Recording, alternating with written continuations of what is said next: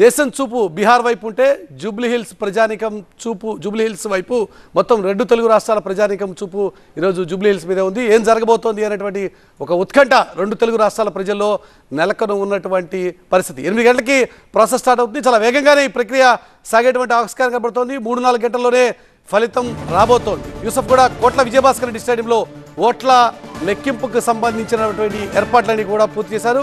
Counting విధిలో దాదాపుగా 186 మంది సిబ్బంది పాల్గొంటున్నారు. గతానికి భిన్నంగా ఈసారి 10 రౌండ్లలోనే మొత్తం ఫలితం రాబోతోంది. నెంబర్ ఆఫ్ టేబుల్స్ని పెంచడం ద్వారా రౌండ్లని తగ్గించేటువంటి ప్రయత్నం అధికారులు చేశారు. దాని ద్వారా ఫలితం కేవలం 3-4 గంటల్లోనే మనకి తేలేటువంటి ఆస్కారం కనబడుతోంది. మొత్తం 58 మంది అభ్యర్థులు, నోటాతో కలిపి 59 మంది ఈరోజు పోటీలో ఉన్నప్పటికీ కూడా ఫలితం అనేది చాలా వేగంగా రాబోతోంది ఎలక్ట్రానిక్ ఓటింగ్ మిషన్స్ ద్వారా. కాబట్టి రౌండ్కి మధ్య కేవలం ఒక 20 నిమిషాల వ్యవధి వేసుకున్నప్పటికీ ఫలితం దాదాపుగా ఒక 3-4 గంటల్లోనే మనకి తేలేటువంటి ఆస్కారం కనబడుతుంది. ప్రత్యేక అనుమతి తీసుకుని మొత్తం 42 టేబుల్స్ ఏర్పాటు చేసింది ఎన్నికల సంఘం.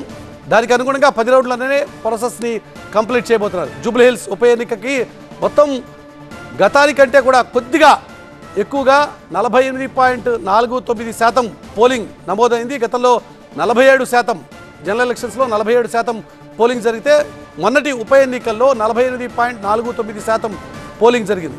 మొదట పోస్టల్ బ్యాలెట్లు లెక్కింపు కార్యక్రమం ఉంటుంది. తర్వాత ఈవీఎంలు లెక్కిస్తారు. జూబ్లీహిల్స్లో పోలేనటువంటి పోస్టల్ బ్యాలెట్ కేవలం 101 మాత్రమే. కాబట్టి ఆ పోస్టల్ బ్యాలెట్ల లెక్కింపు కార్యక్రమం కూడా చాలా త్వరగానే వేగంగానే పూర్తవుతుంది. కేవలం 101 మంది మాత్రమే పోస్టల్ బ్యాలెట్ని ఉపయోగించుకున్నటువంటి పరిస్థితి మనకు కనబడుతోంది. జూబ్లీహిల్స్లో మొత్తం 4,01,365 మంది ఓటర్లు ఉన్నారు. అయితే అందులో 48.49% ఓటింగ్ జరిగింది. అంటే దాదాపుగా 2 లక్షల పైగా ఓటర్లు తమ ఓటుకుని వినియోగించుకునే లేదు. 4,01,365 మంది ఓటర్లు ఉండగా కేవలం 1,94,631 మంది మాత్రమే తమ ఓటుకును వినియోగించుకున్నారు. 2 లక్షల మందికి అసలు ఈసారి ఓటింగ్కి దూరంగా ఉన్నటువంటి పరిస్థితి. అన్ని పార్టీలు ప్రతిష్టాత్మకంగా తీసుకున్నాయి.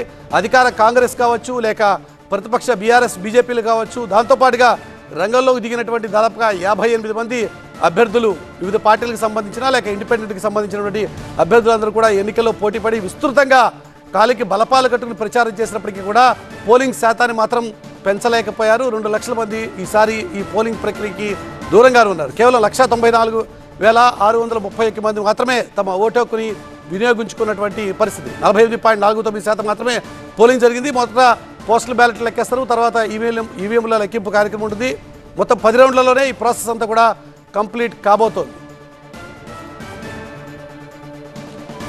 కౌంటింగ్కి సంబంధించి విజయభాస్కర్ రెడ్డి స్టేడియం దగ్గర విస్తృతమైనటువంటి బందోబస్తు ఏర్పాటు చేశారు. గుంపులుగా వస్తే సీరియస్ యాక్షన్ ఉంటుందంటూ ఇప్పటికే 144 సెక్షన్ అమల్లో ఉంది అని చెప్పి కమిషనర్ ఇప్పటికే ప్రకటించారు. గుంపులుగా జనం వస్తే చాలా సీరియస్ రియాక్షన్స్ ఉంటాయి. ఎందుకంటే ఈ ఫలితం అధికార కాంగ్రెస్కి, ప్రతిపక్ష బీఆర్ఎస్కి కూడా అత్యంత ప్రతిష్టాత్మకంగా మారడంతో కౌంటింగ్ ప్రాసెస్ మీద కూడా ప్రత్యేకమైనటువంటి దృష్టి సారించాయి పార్టీలని కూడా. ప్రతి ఓటుని కూడా ఎక్కడ పక్కకి జరగకుండా తమ ఖాతాల్లోనే అది పడేలాగా చూసుకునేటువంటి ప్రక్రియలో ఉన్నారు.